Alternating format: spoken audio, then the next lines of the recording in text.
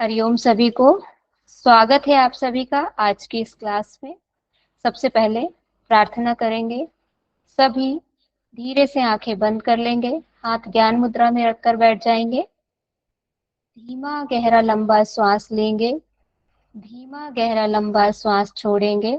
मन शांत, विचार मुक्त।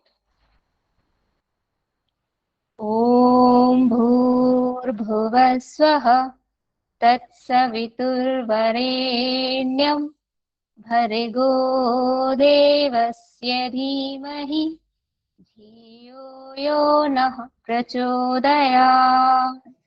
ॐ शान्तिः शान्तिः शान्तिः। हथेली को रब कर आंखों पर स्क्रब कराएंगे।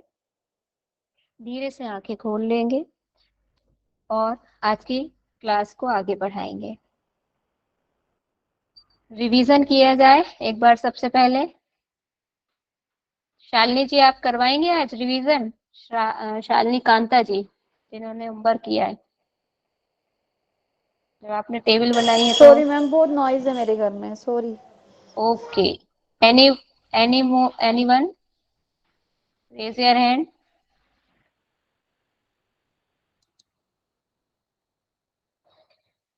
खुद से आगे आइए, नहीं तो फिर मैं नाम लेकर कहूंगी। आपको इंटरेस्टिंग टॉपिक नहीं लग रहा है क्या ये, या पढ़ाया हुआ समझ में नहीं आ रहा है? क्या कारण है? कारण भी पता चले। अच्छा, संध्या जी आप बताना चाहेंगे। आइए संध्या जी। मैम मुझे जितना याद है मैं बता देती हूँ। ओके, फिर आपने उसके बाद कल मेघा जी बताएंगी। यस हाँ। आपने कल बौद्धिक शिक्षा का स्टार्ट किया था, हम्म, जिसमें वो वैदिक शिक्षा का विकसित रूप है। वैदिक शिक्षा और उसमें थोड़ी सी समानता भी है, जिसमें अ, स- उच्च सॉरी पहले प्राथमिक शिक्षा, फिर उच्च शिक्षा, और उसके बाद आगे थर्ड को क्या बोलते हैं मैं भूल गई। भिक्षु शिक्षा। भिक्षु शिक्षा, यस। आप तो अपना यह वीडियो ऑन कर सकते हैं तो वीडियो भी ऑन कर लीजिए, अगर बैकग्राउंड ठीक है, कोई प्रॉब्लम नहीं है तो। नहीं मैम, अदरवाइज मेरी तबीयत कंटिन्यू ठीक रखिए। नहीं ओके यस, ओके, ठीक थोड़ा ठीक है, आ, ऐसे ही चलने दीजिए। ओके। तो हम्म, प्राथमिक शिक्षा, उच्च शिक्षा और भिक्षु शिक्षा, ये इसके अर्थ है, जिसमें के सभी 6 वर्ष की आयु में इसमें एंड ले सकते हैं। इट्स ओके, सिर्फ आप और रहने हाँ, दीजिए। मेघा नहीं जी नहीं आप मैम, हाँ मैं बोलती हूँ हाँ, जितना। ओके इसके लिए ठीक सिर्फ है। चांडालों का एक उल्लेख किया गया था, जो आपने बताया था कि जो कि भी मृत्यु समय के जो भी काम करते हैं उन टाइप के लोगों को, और कुछ सुसंचित जो वर्ग है उनके लिए नहीं है ये। सुसंचित संसूचित मतलब लिस्टेड, एक लिस्ट हाँ बना दी कुछ, थी उनने। हाँ लिस्ट, हम्म। यस। जी। और इसमें जो मठ मठ होता है जिसमें ये दिया जाता है, और इसे जो भिक्षु कहा जाता है, बौद्ध भिक्षु। और ये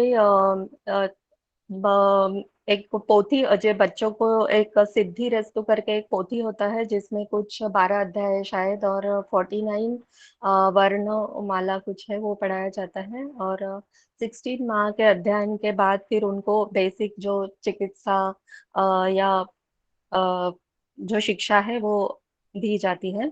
ज्योतिष हो गया, शिल्प कला, जो भी शिक्षा है वो उस दी जाती है। और उसके बाद उच्च शिक्षा होते हैं, जिसके लिए प्रारंभिक संस्कार बोला था, पबजा संस्कार है आई पवज्जा। गेस। पवज्जा पवज्जा, संस्कार। पवज्जा, ओके। जी 8 वर्ष जी। की आयु में ये संस्कार होता है। इसकी अवधि 12 वर्ष तक होती है, और इसका मीनिंग पवज्जा का बाहर जाना, ऐसा इसका अर्थ होता है। मैम आगे का कोई और बता देगी जो जी चलेगा। Okay, thank you. Megha ji आ जाइए आप। यस मैम, नमस्कार। नमस्कार। तो मैम इसी के आगे मैं कंटिन्यू करती हूँ। ओके तो हाँ, जैसा इसी के मैम ने आगे। बताया कि पबज्जा संस्कार, जिसका मतलब है बाहर जाना, मतलब मठ की ओर। फिर उसमें एंटर मठ में एंटर करने करने के बाद उनका सबसे पहले मुंडन होता था। उन्हें पीले वस्त्र पहनाए जाते थे। फिर उन्हें भिक्षु के सामने प्रस्तुत किया जाता था। बौद्ध भिक्षु के सामने, फिर वो उनके चरण छूते थे, प्रणाम किया। फिर उनके मुख से 3 सिद्धांत बुलवाए जाते थे, जो कि इस तरह थे: बुद्धं शरणं गच्छामि, धर्मं शरणं गच्छामि और संघं शरणं गच्छामि। इसके बाद उनको 10 उपदेश ग्रहण करने होते थे, जिसमें आता था चोरी नहीं करना है, हत्या नहीं करनी है, झूठ नहीं बोलना है, गलत आचरण नहीं करना है, असमय भोजन नहीं करना, मादक वस्तुओं का सेवन नहीं करना, श्रृंगार नहीं करना, कीमती वस्तुओं को नहीं धारण करना है और किसी दूसरी वस्तु को ग्रहण नहीं करना और एक मनोरंजन का भी त्याग करना। क्या ये करना। सब उपदेश को का पालन करना, उनको पालन करना होता था। तो ये पबज्जर संस्कार जब उनका 12 वर्ष का पूरा हो जाता था, तब उनको शमनेर और श्रमण की उपाधि दी जाती थी और उस टाइम पे जो 12 वर्ष की अवधि है, जब वो मठ में एंटर करते हैं, तब उनको नव शिष्य भी कहा जाता था। फिर उसके बाद 12 वर्ष पूरे हो गए और 8 वर्ष हो, तो मतलब 20 वर्ष हो जाएँगे पूरे। उसके बाद फिर वो उपसंपदा संस्कार में आते थे, जो कि एक तरह से समावर्तन संस्कार की तरह है, जैसा आपने बताया था। अगर जिसमें आगे उसको कंटिन्यू करना है जिनको, तो वो प्रवेश लेते थे, बाकी वो वहीं पे क्विट कर सकते हैं। तो उसमें उपद संपदा संस्कार में उसकी अवधि जो है 10 वर्ष की बताई गई है और यहीं से भिक्षु शिक्षा प्रारंभ होती थी, जिसे एक तरह से हम higher education, highest form of education मान सकते हैं, जैसे पीएचडी होती है। तो इसमें उनको 10 भिक्षुओं के समक्ष प्रस्तुत करते थे और उनके द्वारा फिर चयन किया जाता था। वो प्रश्न उत्तर करते थे उनसे, तो फिर उन वो आपस में डिसाइड करते थे, बहुमत के आधार पर ये डिसाइड होता था कि किसको आगे ले जाना है, कौन आगे जाने, आगे की शिक्षा का पात्र है या नहीं है। फिर वहाँ पे 8 नियमों का उनको पालन करना होता था। उसके साथ-साथ उनको एक अधिकार, मतलब हाँ, अधिकार था कि वो एक अपने गुरु का भी चयन कर सकते हैं, जैसे गाइड होते हैं पीएचडी में। तो जो 8 नियम थे वो ये थे कि वो वृक्ष के नीचे ही रहेंगे, शुद्ध भोजन ग्रहण करेंगे, सादे वस्त्र पहनेंगे, भोजन के लिए भिक्षा पर ही आश्रित रहेंगे, गौमूत्र का सेवन करेंगे, चोरी नहीं करेंगे और दिव्य या अलौकिक शक्तियों का प्रदर्शन वगैरह नहीं करेंगे और स्त्री प्रसंग से दूर रहेंगे, बेसिकली ब्रह्मचर्य का पालन करेंगे। तो इन 8 प्रतिज्ञाओं को लेने के बाद जो अभी श्रमण भिक्षु है, वो उसमें एंटर करता है उच्च शिक्षा में और इसमें फिर ये पूर्ण होने के बाद जब ये अवधि पूरी हो जाती है 8 वर्ष की, तभी वो पूर्ण भिक्षु कहलाते हैं और उसके बाद वो अध्यापन और धर्म कार्यों के लिए योग्य माने जाते हैं और इनको उसका ये भी जो भी है, जो नियम है, इसका पालन उन्हें आजीवन करना होता था और अविवाहित रहना होता था।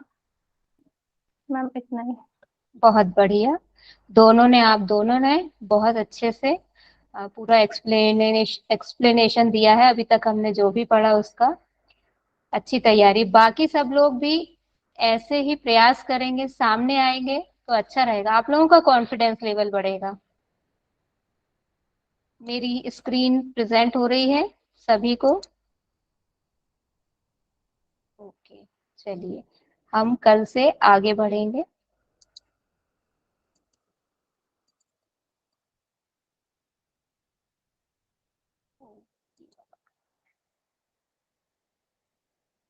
यहाँ तक का हमारा रिवीजन हो चुका है।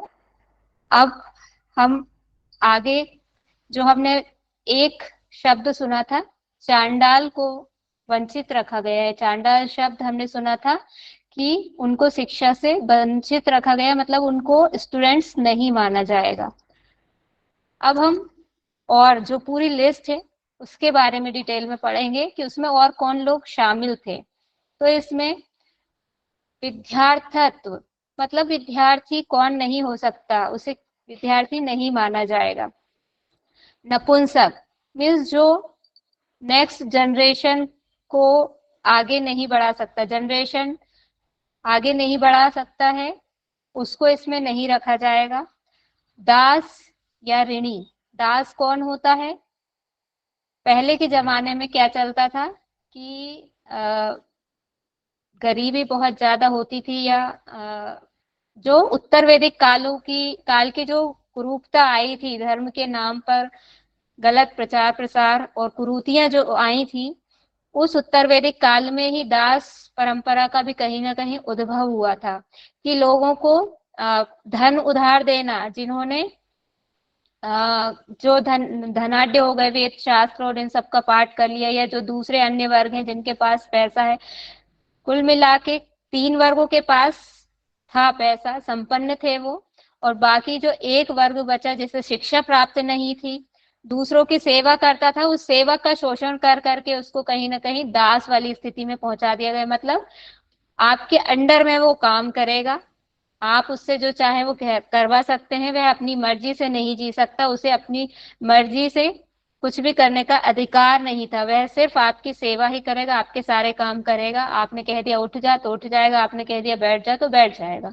ये वाली स्थिति कहीं ना कहीं उत्तर वैदिक काल में, और जो बौद्ध धर्म का जन्म हुआ उसका एक बहुत बड़ा कारण ये था कि शोषण, लोगों का जो शोषण होने लगा, स्पेशली किसका, जो सर्वेंट क्लास थी उसका जो शोषण हुआ, उसी के कारण कहीं ना कहीं बौद्ध धर्म का प्रचार प्रसार इतनी तेजी से हुआ। और फिर ऋणी कौन हो गया, जिसने कर्जा ले लिया साहूकार से, मतलब जो वैश्य वर्ण था, उसने लोगों को उधार देना शुरू किया। और आपने कई हिंदी फिल्में देखी होंगी, बेस्ट एग्जाम्पल है मदर इंडिया। इस वाली अगर कंडीशन को देखना है, समझना है, जो ऑस्कर में लिस्टेड हुई थी, नॉमिनेट हुई थी, उस मूवी में देखेंगे तो हमको पता चलता है कि जो एक किसी, कहते हैं कि कोई व्यक्ति अगर परेशान है तो उसको और कितना ज्यादा परेशान किया जा सकता है, कहाँ किस हद तक कोई परेशान हो सकता है, ये सारी चीजें आपको उसमें परिदृश्य देखने को सारे मिल जाएंगे। किसी ने कर्जा लिया, कहते हैं ना मूल से ज्यादा ब्याज हो जाता है। 5 रुपए लिए किसी से, 5 रुपए नहीं चुका पाए, उसने 5 रुपए का ब्याज क्या लगाया, 10 पैसे घंटे के हिसाब से, 1 रुपए घंटे के हिसाब से ब्याज लगाया। तो वो मूल तो जो अपनी जगह राशि वो चुका देता है एक बार, लेकिन ब्याज ही समाप्त नहीं होता। तो ऐसा, अब जो ऋण नहीं चुका पाया, ऋण के बदले में समझ लीजिए वो दास हो गया। फिर अब मैं पैसे तो नहीं दे पा रहा हूँ, मुझे ही रख लीजिए। अब मैं रख लिया, मैं नहीं चुका सका, फिर मेरी संततियां भी यही पीढ़ी दर पीढ़ी दास बने रह गए।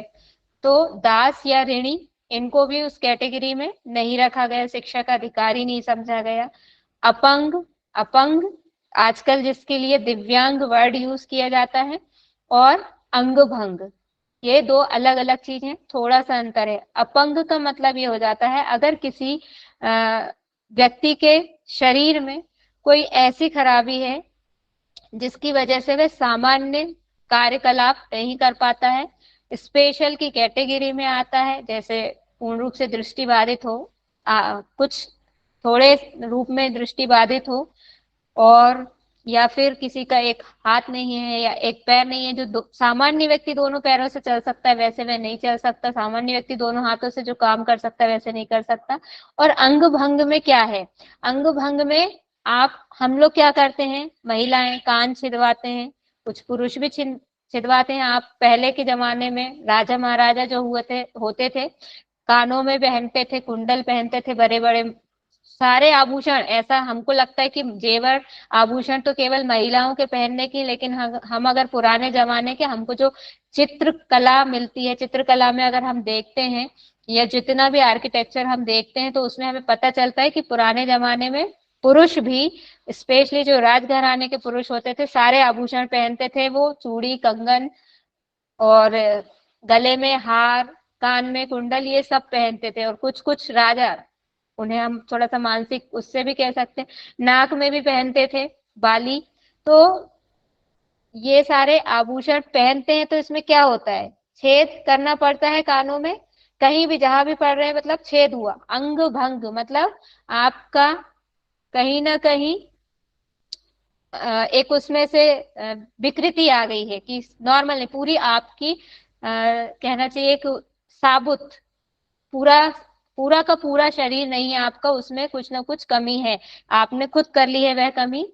तो कहा जाता है कि अंग भंग जिसका है उसे यज्ञ में भी नहीं बिठाया जाता है, या बलि प्रथा जो चल गई थी उत्तर वैदिक काल में, उसमें भी अगर किसी व्यक्ति का अंग भंग है तो उसको बलि के योग्य नहीं माना जाता था, कमी मानी जाती थी। फिर शारीरिक विकृति, अब शारीरिक विकृति में कैसा आ जाएगा, आपने अष्टावक्र जी का नाम सुना होगा, 8 जगह से टेढ़े थे, उनकी विकृति परमानेंट थी कि टेढ़े मेढ़े ही थे, सीधे नहीं थे। और कई व्यक्ति आपने कभी ना कभी कहीं ना कहीं देखे होंगे कि उनके हाथों में कोई एक्स्ट्रा अंग होता है, उंगली किसी किसी के 6 होती हैं, किसी किसी के हाथों में, दोनों हाथों में 6-6 उंगलियां होती हैं, पैरों में भी 6-6 होती हैं। नॉर्मली 10 की जगह उनकी कितने और जुड़ जाएंगे, 4, 14, 14 ऐसे एक्स्ट्रा अंग हो जाते हैं। किसी के में कोई अंग कम होता है तो इसको शारीरिक विकृति की कैटेगरी में रखा जाता है। ऐसे लोगों को भी उनने अलग कर दिया कि स्टूडेंट इनको नहीं बनाया जा सकता। राजदंड से दंडित व्यक्ति, अब राजदंड से दंडित का क्या मतलब हो गया कि किसी ने कोई अपराध किया, उसको सजा सुनाई गई, उसने सजा पूरी कर ली, लेकिन दंडित तो वह हो चुका है, यानी कहीं ना कहीं उसने अपराध कर चुका था। हमने ऊपर क्या पढ़ के आए थे, इसी बौद्धकालीन शिक्षा प्रणाली में हमने पढ़ा था, बौद्ध भिक्षु जब जाएगा तो उसको कुछ नियमों का पालन करना पड़ता है कि मैं चोरी नहीं करूंगा, झूठ नहीं बोलूंगा, डाका नहीं डालूंगा। तो जब जो पहले ही कर चुका है तो उसका तो सवाल ही नहीं पैदा होता कि उसको वो स्टूडेंट बनाएंगे, वो तो पहले ये सारे काम कर चुका है। वहां पे तो और ये शिक्षा दी जाती थी, लेकिन शिक्षा किसको देंगे, जिसने ये काम नहीं करे होंगे उसको और शपथ दिलवा देंगे कि आप कभी भी ये काम नहीं करेंगे। राजा का नौकर स्टूडेंट नहीं हो सकता, राजा के यहाँ पे काम कर रहा है तो राजा के काम करेगा या पढ़ाई करेगा, ये थिंकिंग इसके पीछे हो सकती है। डाकू, डाकू का अर्थ क्या होता है, डाकू कौन है, डाकू के जनरली हम देखें तो हमारे इमेज, हमारे माइंड में फिल्मों से वो आ जाती है कि घोड़े पे आता है, बंदूक रहती है उसके हाथ में, और धड़ धड़ धड़ घर में घुस जाते हैं, बहुत सारे डाकू आते हैं, जिसको मर्जी आई गोली चला के मार दिया, जो मर्जी आई लूट कर चले गए सामान। ऐसा हम फिल्मों में देखते हैं। डाकू अगर देखा जाए तो ऐसे ही होते हैं, लेकिन वर्तमान समय में डाकू ऐसे नहीं होते। वर्तमान समय में डाकुओं का स्वरूप बदल गया है। आजकल कई तरीके से आपको जो भी किसी भी प्रकार से मेंटल टॉर्चर कर रहा है, आपकी वस्तु को, आपकी सामग्री को बिना आपकी अनुमति के कैप्चर कर ले रहा है, हड़प ले रहा है, वह डाकू की कैटेगरी में आ रहा है। आजकल डिजिटल का जमाना है तो आपका डिजिटल डेटा जो चुरा ले रहा है वह भी तो क्या है, डाकू की ही कैटेगरी में आ रहा है, अपराध कर रहा है, बहुत बड़ा अपराध कर रहा है। और फिर कारावास से भागा हुआ अपराधी, कारावास से कौन भागता है, जिसने कहीं ना कहीं सजा उसको मिली है। यहाँ पे हमने क्या करा था, पढ़ा था राजदंड से दंडित व्यक्ति। राजदंड से दंडित में दोनों आ सकते हैं कि या तो जो अभी दंड भोग रहा है या भोग चुका है, और कारावास से भागा हुआ है कि जिसे अपराध मिला हुआ था, सजा पूरी नहीं हुई थी लेकिन वह कारावास तोड़कर भाग गया। और 2 कारण हो सकते हैं, एक तो डर के मारे कि उसने अपराध नहीं किया फिर भी उसे जेल में रहना पड़ रहा है किसी गलत फहमी की वजह से, तो वह भी भाग जाता है डर के कारण, और कोई आगे और अपराध करने के लिए भाग जाते हैं। फिर संक्रमित रोग से ग्रसित हो जो व्यक्ति, अब संक्रमित रोग कैसे होते हैं, जो ट्रांसमिट होते हैं एक व्यक्ति से दूसरे व्यक्ति में। अभी हमने देखा ही, हम पिछले 3-4 वर्षों से किस कंडीशन में रह रहे हैं, ये कंडीशन बन गई थी, और ये हमारी जो ऑनलाइन क्लास है कहीं ना कहीं उसी की देन है। तो अगर कोई संक्रमित व्यक्ति, ऐसा वाला व्यक्ति जो पहुंच जाएगा तो क्या होगा, सारे लोगों को, जितने भिक्षु शिक्षक हैं, भिक्षु स्टूडेंट हैं और टीचर्स हैं, उन सबको कहीं ना कहीं वो अपने लपेटे में ले लेगा, सब संक्रमित हो जाएंगे। तो फिर बहुत बड़े स्तर पर परेशानी आ सकती है, इसलिए उसको भी कैटेगरी में नहीं रखा जाता था। और जिसके माता पिता की आज्ञा ना हो उसको भी भिक्षु नहीं बनाएंगे, बौद्ध स्टूडेंट उसको नहीं बनाया जाएगा। तो ये 10 कैटेगरीज हैं, इनको 10 नाम है, इनको आपको याद कर लेना है।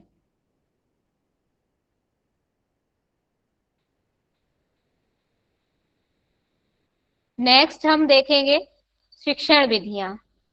हमने वैदिक कालीन शिक्षा पढ़ ली है और हमने उत्तर वैदिक, पूर्व वैदिक और उत्तर वैदिक दोनों एक जैसी हैं। सब शिक्षण प्रणालियां जितनी भी हम पढ़ेंगे सब में कुछ ना कुछ सिमिलरिटीज होती हैं और कुछ ना कुछ असमानताएं होती हैं। तो समानताएं क्या होती हैं और असमानताएं क्या होती हैं? जो पूर्व में प्रचलित प्रणाली होती है उसकी जो अच्छी बातें होती हैं उनको एक्सेप्ट कर लिया जाता है एज इट इज, उनको बनाए रखे जाता है। और जो कुछ कमी रह जाती है लगता है तो वो जो नई जनरेशन आती है अपने हिसाब से उस नई चीज को एडॉप्ट कर लेती है। यहाँ पर क्या होता था?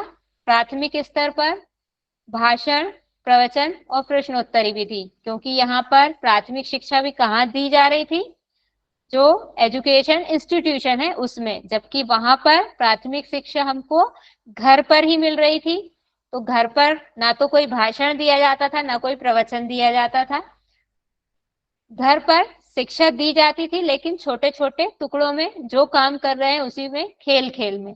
और यहाँ पर विधिवत रूप से भाषण। अब भाषण का अर्थ क्या होता है? आपने टीचिंग एप्टीट्यूड में भी शायद पढ़ी होंगी चीजें। भाषण का अर्थ होता है, भाषण और प्रवचन दोनों एक जैसी चीज है, थोड़ा सा अंतर है इसमें। भाषण में भी सामने वाला बोलता जाता है, धारा प्रवाह। प्रवचन में भी धारा प्रवाह बोलता जाता है, जो टीचर के रूप में बैठा है, जो सिखाने के लिए या बोलने के लिए बैठा है। लेकिन दोनों में सबसे बड़ा अंतर यही है कि भाषण आप किसी भी टॉपिक पर दे सकते हैं, कोई भी विषय वस्तु आप एक उठा लीजिए और उसमें बोलना चालू कर दीजिए। जबकि प्रवचन में क्या होता है? प्रवचन मतलब ईश्वर संबंधी वचन, जिसमें ईश्वर या धर्म की ओर आपको प्रवृत्त करने वाली जो विषय वस्तु होगी उसी पर चर्चा की जाएगी। जो भी प्रवचन दे रहा है, प्रवचन करता है, वह आपको केवल ईश्वर संबंधी ज्ञान की बात बताएगा, ईश्वर संबंधी लीलाएं या जो भी कथानक है वह आपको सुनाएगा। जबकि भाषण में समाज से संबंधित लौकिक पारलौकिक कोई भी बात सम्मिलित हो सकती है। और भाषण प्रवचन के अंतर्गत नहीं आता। भाषण के अंतर्गत प्रवचन आ सकते हैं। भाषण दिया जाएगा तो भाषण में एक प्रवचन वाला भी आ सकता है कि प्रवचन के उस संबंधित भाषण दिया जा सकता है, लेकिन प्रवचन में भाषण नहीं होता है। प्रवचन में ज्ञान संबंधी चर्चा होती है। फिर एक होती है प्रश्नोत्तरी विधि। प्रश्नोत्तरी विधि में समझने वाली कोई बात नहीं है। ओरल शिक्षा चल रही है तो ओरल में ओरली प्रश्न पूछ लिए जाते थे, उनका समाधान कर दिया जाता था। उच्चतर शिक्षा में क्या होता था? कुछ निम्नलिखित लिखित विधियां चलती थी, कुछ लिखित रूप में, कुछ प्रायोगिक रूप में, और कुछ शैक्षणिक विधियां कैसे? प्रश्नोत्तरी के रूप में साथ साथ। जैसे कोई करके दिखाने वाला चल रहा है, डेमोन्स्ट्रेशन मेथड कोई चल रही है, या कोई प्रैक्टिकल चल रहा है। प्रैक्टिकल का एक एग्जांपल यहाँ पे कैसे समझ लेंगे? जैसे आपने पढ़ा होगा कि हठ प्रदीपिका में आपने पढ़ा होगा, स्वामी स्वात्मा राम जी ने चतुर्थ अध्याय में कहा है कि मन और वायु की या मन और प्राण की जो एकता है, उनका परस्पर संबंध है, कैसा है? पानी और नमक के समान है। जैसे पानी में नमक घुल जाता है उसी प्रकार उन दोनों का संबंध है। अब यहाँ पे अगर उनको टास्क दिया जाए या प्रयोग करने को कहा जाए तो मन को तो और वायु को तो देखा नहीं है किसी ने और ना देख सकते हैं, तो किस पर करके देखेंगे? प्रयोग पानी और नमक पे करके देखेंगे। पानी में नमक को डालेंगे, देख लेंगे कि नमक घुल गया और गायब हो गया, मतलब दोनों एक हो गए, नमक हो या पानी हो दोनों मिलकर एक हो गए। तो ये उन्होंने क्या किया? प्रयोग किया। तो ये प्रयोग के साथ किसी के मन में जिज्ञासा उत्पन्न हुई। छोटे से बच्चे होते, मतलब हायर लेवल पे तो खैर छोटे नहीं होते हैं बच्चे, लेकिन फिर भी जिज्ञासा व्यक्ति में हमेशा रहती है। तो उस समय उसके मन में जो भी प्रश्न आया उसने पूछ लिया, और कोई और अन्य विधि चल रही है, उसमें उसके मन में जिज्ञासा है ना, प्रश्नोत्तर विधि तो किसी भी मेथड टीचिंग मेथड के साथ में पैरेलली चल सकती है। यहाँ पर कहने का आशय यही है। फिर अनुशासन की अगर हम बात करें तो अनुशासन उनके लिए क्या होते थे? जब 8 प्रकार की उनने प्रतिज्ञाएं ले ली हैं, उपदेश ग्रहण कर लिए कि पालन करना है, 10 प्रकार की और उससे भी पहले ले चुके थे, तो आप समझ लीजिए कि उनका अनुशासन किस प्रकार का होगा, उन्हीं के आधार पर रहेगा, उन्हीं के अकॉर्डिंग उनको पूरा अपना लाइफ स्टाइल मैनेज करना होगा। सबसे पहले भोजन की बात करें तो भोजन नहीं, सबसे पहले हम उठने से शुरुआत करनी चाहिए। यहाँ पे भले ही सिस्टमेटिक अरेंज नहीं है ये। सबसे पहले उठेगा व्यक्ति, शौच आदि से निवृत्त होगा, और उसके बाद स्नान की बात आती है। तो स्नान के लिए वर्णन मिलता है कि कहाँ पे करना है स्नान। जो प्राकृतिक जल स्थल होते हैं, चाहे वह सरोवर हो, नदी हो, तालाब हो, झरने हो, उनमें उनको स्नान करना है। अब इनमें स्नान तो करना है, लेकिन यहाँ पर क्या नहीं करना है? जल क्रीड़ा नहीं करना है। मतलब हम लोग अगर कहीं जाते हैं, किसी वाटरफॉल में जाते हैं, किसी नदी में, नर्मदा जी या गंगा जी, गोदावरी जी, कहीं यमुना जी नहाने जाते हैं, तो क्या करते हैं? 4-6 लोग जो हमारा ग्रुप है उसके साथ खूब मस्ती करते हैं, एक दूसरे के ऊपर पानी डालते हैं, चीटा डालते हैं, खूब पैर पैर चलाते हैं, तैरते हैं, ये सब करते हैं। लेकिन इन पर प्रतिबंध लगा हुआ था कि आप नहाने जा रहे हैं, बहुत सादगी पूर्ण तरीके से आप स्नान करेंगे सरोवर में, और सरोवर के आसपास स्वच्छता का ध्यान रखेंगे। मतलब वहां पर गंदगी नहीं फैलाएंगे किसी भी तरह की। और आप समझ सकते हैं, ये बहुत स्वाभाविक समझ वाली बातें हैं कि किस तरह की गंदगी की बात हो रही है, वहां पर नहीं करना है। फिर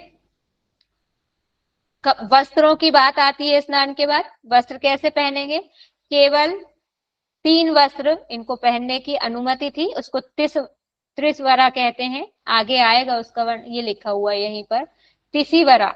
तिसिवरा में 3 चीजें आ जाती है, एक कोपीन होता है, एक अधो वस्त्र होता है, और एक ऊपर धारण करने का वस्त्र होता है। कोपीन अधो वस्त्र के नीचे पहनने वाला वस्त्र होता है, अंदर पहनने वाला। और अधो वस्त्र मतलब जो निचले अंगों को ढकने के लिए कोपीन के ऊपर पहने जाने वाला वस्त्र। आप लुंगी समझ सकते हैं कि जैसे लुंगी पहनी जाती है घरों में जेंट्स लोगों के द्वारा, वैसे ही ये अधो वस्त्र होता है। फिर उसके बाद ऊपर धारण करने वाला जो वस्त्र है, बिना सिला हुआ, हम घर में शॉल जो ओढ़ते हैं सर्दियों में, या दुपट्टा जैसे लड़कियां ओढ़ती हैं, तो इस तरह से खुला वस्त्र जो होता था, केवल 3 वस्त्र होते थे, एक ही रंग के होते थे। इसके अलावा उन्हें और कोई वस्त्र धारण करने की अनुमति नहीं होती थी। मतलब ऐसा नहीं है कि आप 3 है तो जब तक फट गए वही चलेगा। स्वरूप ये होता था वस्त्रों का, आप 1 से 2 भी हो सकते थे। फिर उसके बाद भोजन की बात करें तो भोजन कैसा? साधा, और जिसमें जीवन हो। हमने कल भी पढ़ा था कि स्वच्छ रूप में हो, शुद्ध हो, अशुद्ध भोजन नहीं हो। केवल 3 टाइम, 3 प्रहरों में ही भोजन करना था। ऐसे एग्जैक्ट उसका प्रहरों का वर्णन नहीं है कि वे 3 प्रहर कौन से हैं, लेकिन जनरली अगर हम इमेज करें तो हम एज्यूम कर सकते हैं कि कौन से 3 टाइम भोजन व्यक्ति करता है प्रायः। एक तो सुबह सुबह लंबे गैप के बाद जब जागता है तो भूख लगती है, तो सुबह भोजन कर लेता है 10 से 12 के बीच में।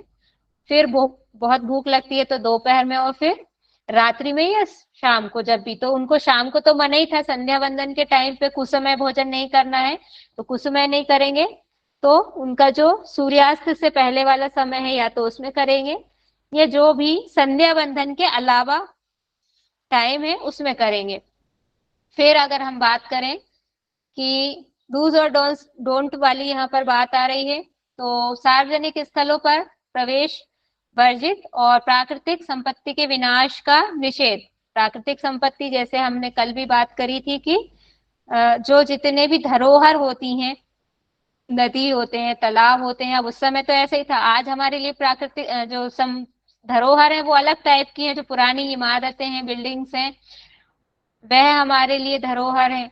लेकिन उस समय ऐसी नहीं थी चीजें, तो उस समय क्या हो जाती थी, संपत्ति जो प्राकृतिक रूप से है, संपत्ति पेड़ पौधे हैं, नदी तालाब हैं, झरने हैं, ये प्राकृतिक संपदा हो जाती थी। इनका विनाश नहीं करना है, इनको किसी प्रकार से क्षति नहीं पहुंचाना है, मतलब पेड़ों को काटना नहीं है, नदी में गंदगी नहीं फैलानी, नहीं तो उसके जीव जंतु को नुकसान होगा।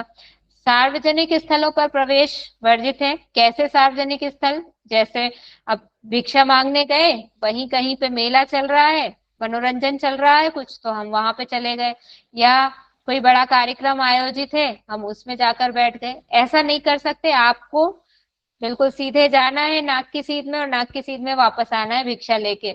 ये एक सिर्फ एग्जाम्पल है कि सीधे जाना सीधे आना, मतलब आपको अपने जो भी लक्ष्य है, टारगेट से, उससे भटकना नहीं है। आपको जो समझाया गया है, जो नियम कानून बताए गए हैं, बस वैसे फॉलो करना है।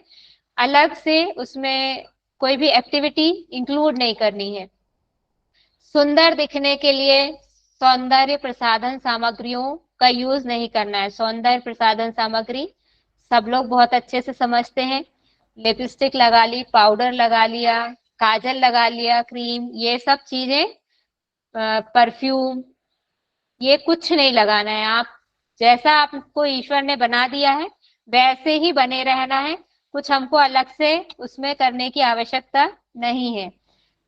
अनर्गल प्रलापों में समय नष्ट करना पूर्णतः प्रतिबंधित। अब अनर्गल प्रलाप यहाँ पर क्या है, किसी भी तरह की जिसका ज्ञान मार्ग में आवश्यकता नहीं है। हम लोग क्या करते हैं, या हम स्कूल टाइम में अपने क्या करते थे कि टीचर आया है, टीचर पढ़ा रहा है, तो ज्यादा देर हो गई अगर पढ़ाते पढ़ाते, जैसे अभी भी आपको लगता होगा कि कितनी देर से मैडम पढ़ाए चली जा रही हैं, टाइम हो गया है, जल्दी छुट्टी हो जाए, लगता है कई बार।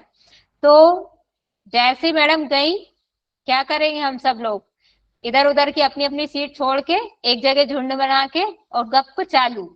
हम भी ऐसे ही करते थे, आप लोगों की ही बात नहीं है, सब सब, क्योंकि हर एज में, हर टाइम पीरियड में सिमिलरिटीज वैसी की वैसी रहती, बच्चे और उनका नेचर वैसा ही होता है। पर्टिकुलर व्यक्ति बदलते चले जाते हैं, लेकिन जो नेचर है वह अपनी जगह बना रहता है सब में।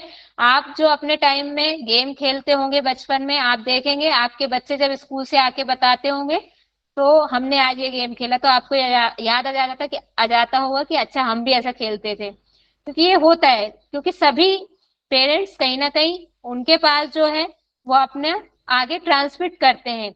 इसी को संस्कृति का संरक्षण कहते हैं। जो हमने कल पढ़ा था कि संस्कृति का संरक्षण की शिक्षा दी जाती थी, एक उद्देश्य है, जो वैदिक कालीन शिक्षा का एक प्रमुख उद्देश्य था संस्कृति का संरक्षण। ऐसे ही कि हमें जो जो पता है, हमने जो जो सीखा, वो हम आगे नई जनरेशन में पहुंचा रहे हैं, वह संस्कृति का संरक्षण है।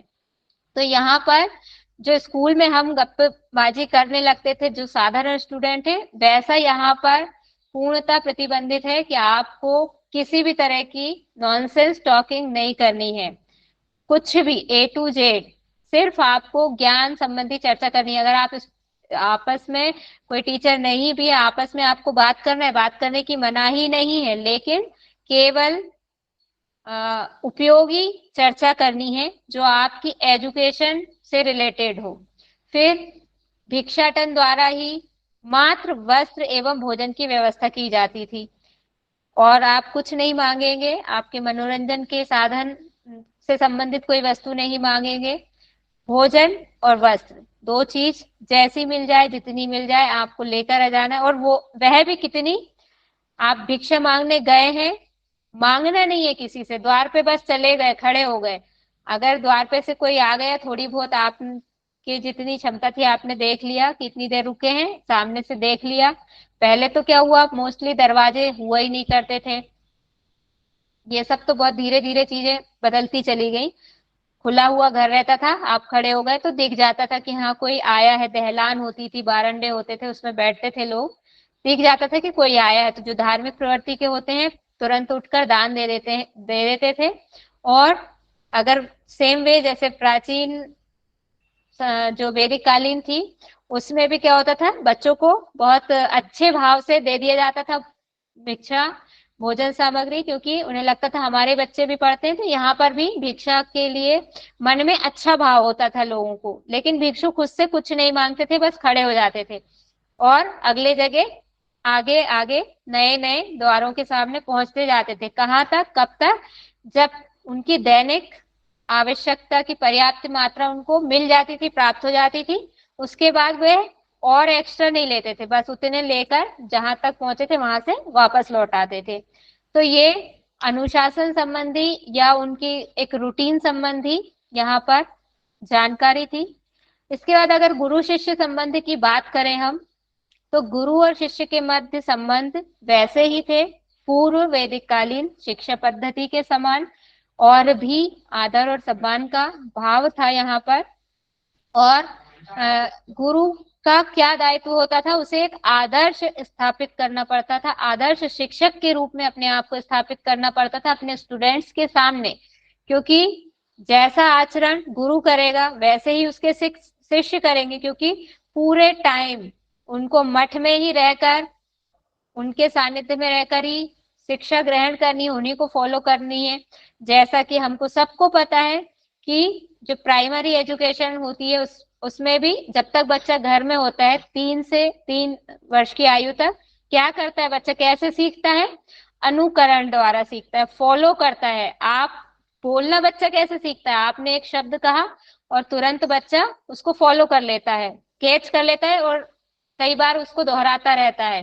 तो ऐसे ही यहाँ पर हम देखते हैं गुरुकुल या मठ में कि आचरण जैसा होगा उसको फॉलो किया जाएगा, जो सिखाएगा उसको खुद वह चीज पता होनी चाहिए, व्यवहार से आप अपने दर्शानी पड़ेगी।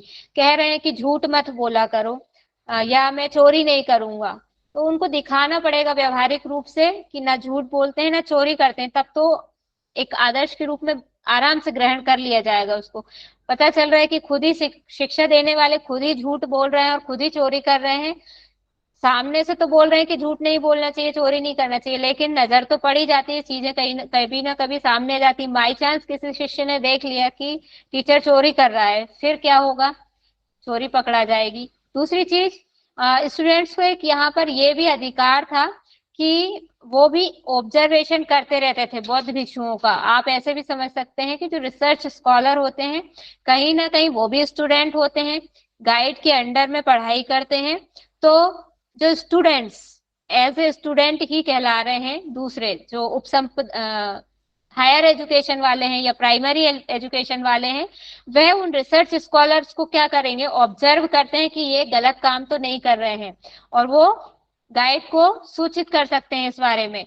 और अगर जो मेन टीचर हैं वह भी कुछ गलत आचरण करते हैं तो उनके संबंध में भी क्या है, आगे शिकायत कर सकते हैं, बता सकते हैं। किसको बता सकते हैं, संघ को। अभी हम उसकी आगे चर्चा यहाँ अगली स्लाइड में संघ क्या है वो भी आएगा। शिक्षा की भाषा कल हमने देख ली थी, जन भाषा पाली है शिक्षा की। लगभग जो पूरा एक एजुकेशन पीरियड है लगभग 30 वर्षों का होता था, ये भी हमने कैलकुलेट कल करके देख लिया था कि कैसे। और अगर शिक्षण शुल्क की बात करें तो यहाँ पर कोई शिक्षण शुल्क नहीं लिया जाता था, पूर्णतः निशुल्क थी शिक्षा। क्यों ऐसा क्यों था, हम पीछे से देखते आ रहे हैं। उत्तर वैदिक काल में सब कुछ, जितनी भी गड़बड़ियां, निशुल्क तो थी शिक्षा तब भी, प्री वैदिक में भी थी, पूर्व वैदिक में भी थी, लेकिन क्या था, पूर्व वैदिक में लोगों तक सिमट गई थी। पहले जहाँ प्री वैदिक में क्या हुआ, बहुत ज्यादा लोग एजुकेशन ले सकते थे, वहीं पे सिमट गई उत्तर वैदिक काल में। तो जो इस जी पुष्पा जी कुछ कह रहे हैं, चलिए। तो जो उत्तर वैदिक काल में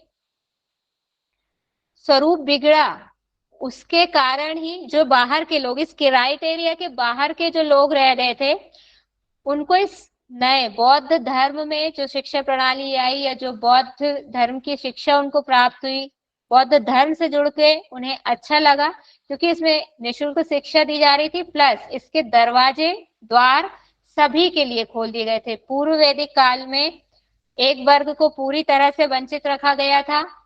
और उत्तर वैदिक काल में तो फिर हम देख ही रहे हैं कि क्या हुआ था, नारियों तक की शिक्षा खतरे में थी। फिर जब यहाँ आए हम, बौद्ध शिक्षा प्रणाली में प्रवेश हमने किया, तो हमने देखा कि यहाँ पे सबको शिक्षा दी जा सकती थी। किन लोगों को नहीं दी जा सकती थी, उसके लिए उन्होंने कुछ प्रतिबंधित लोगों के नाम डिसाइड करे।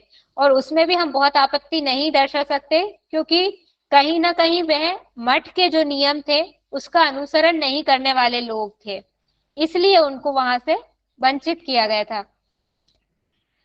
फिर अगर हम नारी शिक्षा की यहाँ बात करें, तो बौद्ध काल में नारियों को मतलब वैसे ही अलग से शिक्षा नहीं दी जाती थी, क्योंकि कुछ ना कुछ चीज तो, जैसे अब पूर्व वैदिक से उत्तर वैदिक काल में आए, कुछ विकृतियां आ गई। फिर वो विकृतियां इतनी बढ़ गई कि बौद्ध धर्म की शिक्षा प्रणाली आई। अब बौद्ध धर्म में क्या किया, जो पूर्व वैदिक की अच्छी बातें थी उनको ले लिया और उत्तर वैदिक की अच्छी बुरी चीजों को छोड़ दिया। लेकिन कहीं ना कहीं सारे चेंजेस एक साथ नहीं हो पाते हैं, इसलिए फिर और एक नई जनरेशन आ जाती है, नया एक स्वरूप आता है, नई प्रणाली एक प्रणाली तंत्र एक आ जाता है, उसके अकॉर्डिंग फिर चेंज आते हैं। तो यहाँ पे ये वाली चीज थोड़ी सी यहाँ पर रह गई कि नारियों की शिक्षा के संबंध में यहाँ पे अच्छा काम नहीं हो पाया। नारियों को मतलब मठों में भेदभाव था, यहाँ पर नारी और पुरुष को एक समान नहीं समझा जाता था बौद्ध शिक्षा प्रणाली में। अगर हम सारांशतः समझें इसको, तो उनके लिए अलग से मठों की व्यवस्था की गई शिक्षा देने के लिए। और केवल एक उनके शिष्य थे, जैसा कल भी बताया था मैंने, आनंद, उनके कहने पर, उनके आग्रह पर उन्होंने एक गौतमी नाम की महिला को मठ में रख लिया था। लेकिन अगर शिक्षा प्राप्त करना है तो मठों में किसको रखते थे, अलग मठ बना दिए उनने, महिलाओं के लिए अलग, बालकों के लिए अलग, बालिकाओं के लिए अलग। उस मठ में भी कौन पढ़ सकते थे बच्चे, केवल संभ्रांत परिवार की महिलाएं, बच्चियां, या जो उच्च घराने की बच्चियां हैं वह पढ़ सकती थी, दूसरी नहीं पढ़ सकती थी। और इसके अलावा हम देखते हैं कि उस समय की कुछ जो विदुषी महिलाएं हुई, विदुषी मतलब जैसे विद्वान होते हैं, जिन्हें अपने क्षेत्र, अपने एक उनका जो संप्रदाय होता है, या जो एक जिस धर्म का वे आचरण कर रहे हैं, जिस भी ज्ञान को उन्होंने प्राप्त किया है, उसमें अन्य लोगों की तुलना में उनके ज्ञान का स्तर अत्यधिक ऊपर होता है, उनको हम विद्वान या विदुषी पुरुष या महिला कहते हैं। तो यहाँ पे बौद्ध काल की 3 प्रमुख महिलाएं हुई, जिनको विदुषी महिलाएं कहा जाता है उस समय की, शुभा, अनुपमा और सुमेधा। इनके नाम आप याद कर सकते हैं, बौद्ध काल की सुशिक्षित प्रसिद्ध महिलाएं। अब यहाँ पर बात आती है शिक्षा पर नियंत्रण की। तो शिक्षा पर, जैसा कि अभी इसके पहले मैंने बताया था, पूर्व वैदिक काल की तरह ही कोई राजकीय नियंत्रण नहीं था। नियंत्रण किनका था, संघों का था। वहां पर किसका नियंत्रण था पूर्व वैदिक काल में, बताएंगे कोई, गुरुकुल। नीलू जी? हाँ मैम, वहां पर कोई ऐसा राजकीय नियंत्रण तो नहीं था, केवल गुरुकुल में गुरुकुल के गुरु का ही नियंत्रण वेरी रहता गुड। था। किसी का कोई नियंत्रण नहीं था, जो गुरु चाहते थे उनके, उन्होंने जो नियम कायदे कानून बना दिए थे उन्हीं को फॉलो सभी को करना होता था। लेकिन यहाँ पर क्या था, जो बौद्ध मठ होते थे, अब मठ एक तो है नहीं, गुरुकुल भी एक नहीं होता था। गुरुकुल भी जो राज परिवार था, या जो कहना चाहिए राज्य होता है, अलग अलग राजाओं के अलग अलग राज्य होते थे, बहुत सारे राजा होते थे और रियासतें होती थी, और बहुत सारे उनके जो जिस जगह का राज्य, वहां का गुरुकुल अलग होता था। ऐसे ही मठों का भी था कि बहुत सारे मठ होते थे अलग अलग। तो मठों की मठों से संबंधित जितने भी नियम, कायदे, कानून और डिसीजंस की बात आती थी, तो उसके लिए एक संघ बनाया जाता था। इसमें इस संघ के लीडर्स कौन होते थे, जो मोस्ट सीनियर्स होते थे भिक्षुओं में। बौद्ध भिक्षु शिक्षक के बाद में, पूर्ण भिक्षु बनने के बाद में, जिनके पास कई सालों का एक्सपीरियंस होता था, जैसे हम देखते हैं आजकल की जो स्ट्रक्चर है उसमें रजिस्ट्रार या कुलपति या और भी जो हाईएस्ट लेवल के हाईएस्ट लेवल के जो अधिकारी होते हैं वह कौन होते, कौन किस पर्सन को बनाया जाता है, जिसके पास नॉलेज हाई लेवल का हो, एक्सपीरियंस हाई लेवल का हो, उन्हीं को बनाया जाएगा। तो सेम वे यहाँ पर भी बौद्ध भिक्षु उस संघ के जो लीडर होते थे, कौन होते थे, जिनके पास में बहुत एक्सपीरियंस होता था, उन्हीं को बनाया जाता था। और वे ही इन सारे रूल्स एंड रेगुलेशंस पर डिसीजन लेते थे। फिर बौद्ध संघ जो मठ थे वह सीधे इन्हीं संघों के नियंत्रण में रहते थे। राजकीय नियंत्रण यहाँ भी कोई नहीं होता था, किसी का कोई हस्तक्षेप नहीं होता था। और दूसरी चीज, वहां पर शिक्षा की स्थिति बहुत अच्छी थी वेदकालीन शिक्षा प्रणाली में, पूर्व वैदिक में। ऐसे ही यहाँ पर और भी ज्यादा शिक्षा फली फूली कह सकते हैं हम। क्यों? क्योंकि इसमें हमने क्या पढ़ा कि शिक्षा के जो द्वार हैं वह सभी के लिए खोल दिए गए थे। किसी को भी शिक्षा से सिर्फ उस सूची को छोड़ दें तो यहाँ पे यानी कि कुल मिला के कहने का तात्पर्य है कि वर्ण के आधार पर किसी से कोई भेदभाव नहीं किया गया था। जिसकी जो योग्यता थी उसको सबको शिक्षा ग्रहण करने का अधिकार था, उस कैटेगरी को, उस लिस्ट को छोड़कर। तो इसलिए यहाँ पर राजा लोग जो थे उन्होंने खुलकर खूब दान दिया। शिक्षा के प्रचार प्रसार के लिए खुले गांव के गांव दान कर दिए, जमीन की जमीन दान कर दी कि आप यहाँ पर बनाओ। हम देखते हैं कि इसीलिए हमारे यहाँ पर बड़े बड़े बहुत सारे बौद्ध पुस्तकालय हुए और बिल्डिंग्स बनी, जिसमें आज एक दो विश्वविद्यालय भी बने, कन्वर्ट हो गए। उस समय से जो चले थे स्वरूप बदल गया उनका, लेकिन ये कहीं ना कहीं देन उसी समय की थी कि जब लोग, समाज के लोग, उनको लगा कि हमारा फायदा हो रहा है, हमारे भले की बात हो रही है, हमें रोका नहीं जा रहा है, हमारा शोषण यहाँ नहीं हो रहा है, हमें शिक्षा प्रदान की जा रही है, तो उन्होंने खुले दिल से खूब दान दिया। और उसका यूज कहाँ हुआ? विद्या के प्रचार प्रसार में, शिक्षा की विकास में उसका यूज हुआ। अब शिक्षा का जो पाठ्यक्रम था कैसा था? 3 भागों में 3 तरह की शिक्षा दी जाती थी। एक होती थी धार्मिक शिक्षा, व्यावसायिक शिक्षा और चिकित्सा शास्त्र की शिक्षा।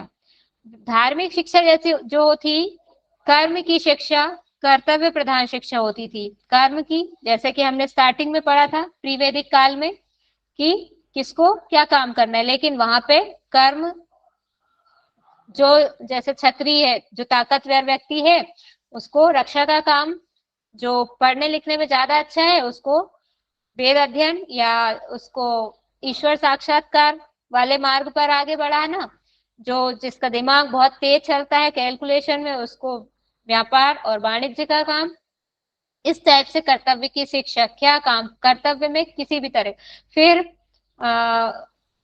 यानी यहाँ धर्म, आप यहाँ धर्म से समझ सकते हैं कि आप अपने रुचि और अपने जो आपकी सामर्थ्य है उसके अनुसार आप कौन से धर्म का पालन करेंगे।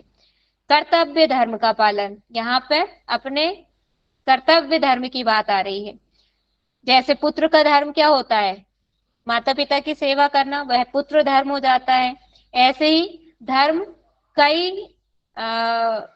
कई क्षेत्रों में अलग अलग स्वरूप में परिलक्षित होता है।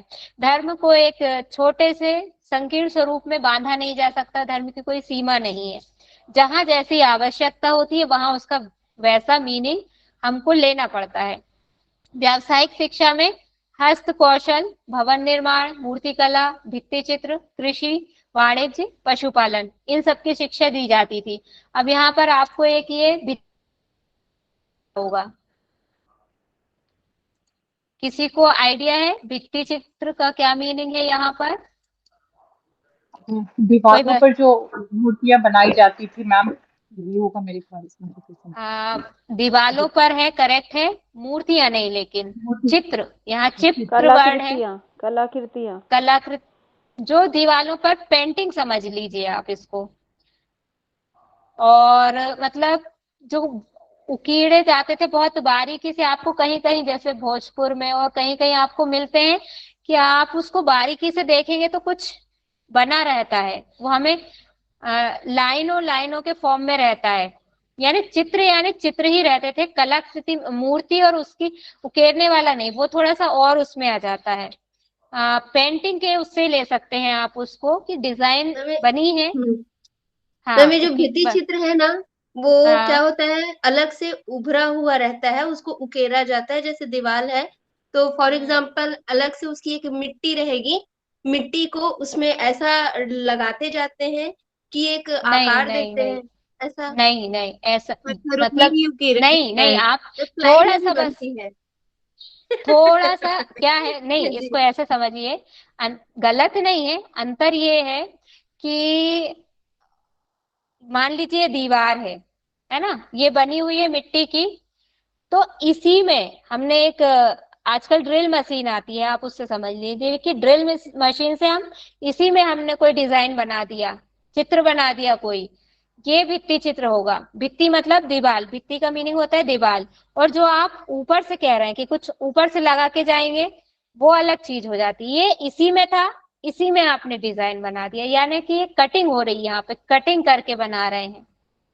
क्लियर है? अच्छा, रास्ता गया वो हथौड़ी हथौड़ी फिर और छींटी से जो देखने कट को। कट करके बना देते हैं वैसे वो डिजाइन। जी जी जी। मैं मोस्टली ओके। मंदिर में मिलती है ये सब आकृतियाँ। हाँ, ये मंदिरों किले में विले मिलती जो है। होते हैं ना मैम, जो किले होते पुरानी थे जितनी भी हमारी उदयपुर में इमारतें जो किले हमको हैं मैम, मिलेंगी, हाँ उदयपुर में जो पुरानी किले जितनी भी हैं। इमारतें मिलेंगी वो उसी समय की हमको सभ्यता का वहां से हमको हमारी सभ्यता का दर्शन, संस्कृति का दर्शन जो बौद्धकालीन थी, उसी समय में, बौद्धकालीन समय में ये ज्यादा आई हैं चीजें, इन चीजों को ज्यादा, क्योंकि इनकी शिक्षा दी जा रही थी ना उस समय। और चिकित्सा शास्त्र में इसको बहुत अच्छे से आप याद कर लीजिएगा, इस वाले पॉइंट को, कि जीवक विद्या चरक, या उसी को चरक विद्या कहते हैं, तक्षशिला विश्वविद्यालय में दी जाती थी। इसकी 7 वर्षों की इसकी अवधि होती थी। बस इतना ही इंपॉर्टेंट है, आप इसको फैक्ट के रूप में याद कर लीजिएगा। ये हमारे क्या हो गए, शिक्षा का पाठ्यक्रम, कैसे क्या पढ़ना था वो सब हमने देख लिया था। अब हम पाठ्यक्रम ये हमने देख लिया। अब अगला बौद्धकालीन शिक्षा के उद्देश्य हम देखेंगे। हर किसी भी काम को करने का कोई ना कोई उद्देश्य होता है, मोटिवेशन होता है कि क्यों हमको ये काम करना है। तो यहाँ पर अच्छा, बौद्धकालीन से पहले पूर्व वैदिक कालीन शिक्षा के क्या उद्देश्य थे? किसी भी शिक्षा के क्या उद्देश्य होते हैं? एक बेसिक उद्देश्य होता है ज्ञान का प्रसार करना, ज्ञान प्रदान करना, ज्ञान का प्रचार करना, पहला उद्देश्य यही होता है। दूसरा उद्देश्य क्या होता है? जो भी हमारी संस्कृति है उसका संरक्षण करना, ऐसा ही उद्देश्य हमने वहां पर भी पढ़ा था। ये है मानव संस्कृति का संरक्षण एवं विकास। अब यहाँ पर इसको हम डिटेल में आगे भी पढ़ेंगे। अभी पहले हम, समय कितना हो गया है? 5 बजे। 5 बज चुका है ना। अभी हम इसको बस इतना समराइज कर लेते हैं जल्दी से, उसके आगे कल पढ़ेंगे। सामाजिक आचरण की शिक्षा, ज्ञान का विकास, चरित्र निर्माण, कला कौशल एवं व्यवसायों की शिक्षा, बौद्ध धर्म की शिक्षा। अब यहाँ से हमको ये सब तो आपको कॉमन से है, सब में मिल जाएंगे, ये भी ज्ञान का विकास, ये सब आपको सब में मिल जाएंगे। अलग यहाँ आपको क्या दिख रहा है? बौद्ध धर्म का विकास। तो कोई भी एक नया, हमने स्टार्टिंग में क्या पढ़ा था? बौद्ध धर्म का उद्भव क्यों हुआ था? क्यों हुआ था बताइए? उत्तर उत्तर वैदिक वैदिक कालीन जो उत्तर वैदिक कालीन में लोग बहुत परेशान हो गए थे, इस वजह से भगवान अवतार लेके आए, है ना कहीं इसकी जड़ें कहाँ थी, इसका कारण उत्तर वैदिक काल में समाया हुआ था। तो बौद्ध धर्म किस पर आधारित है? भगवान बुद्ध को जो ज्ञान प्राप्त हुआ, उन्होंने अपने ज्ञान के आधार पर लोगों में जो कुरीतियां व्याप्त हो गई थी उनको दूर करने का प्रयास किया, अपने उपदेशों के माध्यम से लोगों को समझाने का प्रयास किया। तो बौद्ध शिक्षा क्या है? बौद्ध धर्म की शिक्षा क्या है? गौतम बुद्ध जी के, भगवान बुद्ध के उपदेश ही है। उनका जो ज्ञान प्राप्त किया हुआ है वह इन उपदेशों में, इस बौद्ध धर्म की शिक्षा में समाहित है। इसलिए इस शिक्षा को आप कोई और अध्ययन करें या ना करें, यह पाठ्यक्रम में अनिवार्य रूप से सम्मिलित था। वो जो हमने पाठ्यक्रम पढ़ा है धर्म की शिक्षा, उसमें धर्म की शिक्षा में एक ये बौद्ध धर्म अनिवार्य रूप से था कि धार्मिक कर्तव्य क्या होते हैं, मानव संस्कृति का संरक्षण क्या है। और मानव संस्कृति का संरक्षण यही है ना कि मनुष्य गलत तरीके से व्यवहार करने लगा था, भूल गया था हमारे वेदों में क्या लिखा था।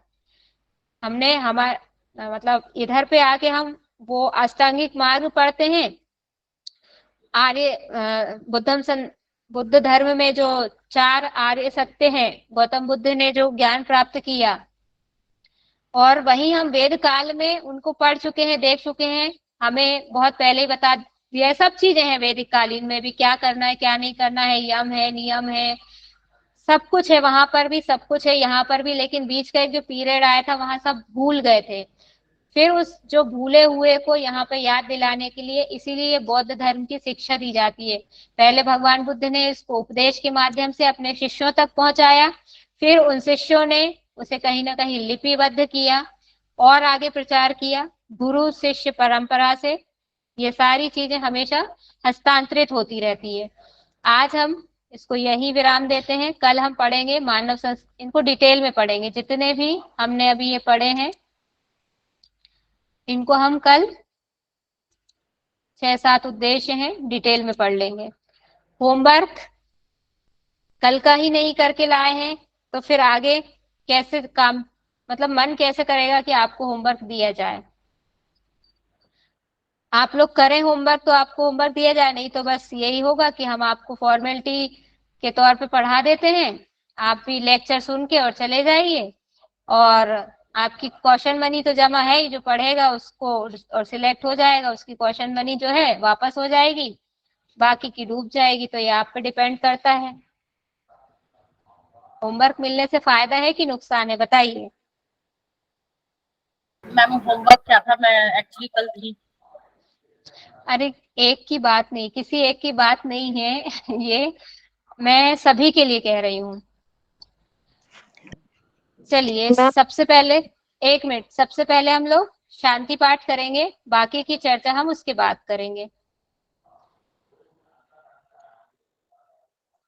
पीठ गर्दन कमर सीधी कर कर बैठ जाएंगे सभी। मन शांत, विचार मुक्त। धीरे धीरे गहरी लंबी श्वास लेंगे, धीरे धीरे गहरी लंबी श्वास छोड़ेंगे।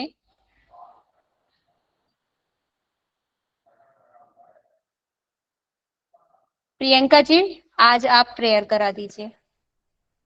Yes ma'am.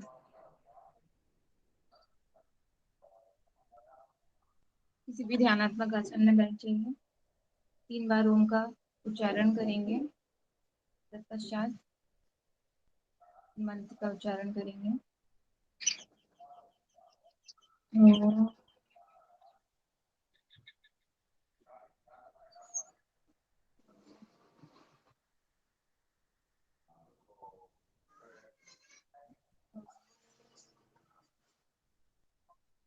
सर्वे भवन्तु सुखिनः, सर्वे सन्तु निरामयाः, सर्वे भद्राणि पश्यन्तु,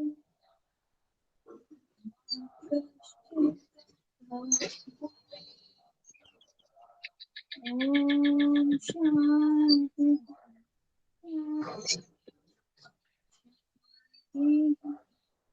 धीरे से अपने हथेलियों का आपस में घर्षण करें और उसकी उष्णता को अपने चेहरे पर लगाएं। धन्यवाद। हरिओम सभी को। धन्यवाद प्रियंका जी। Thank you.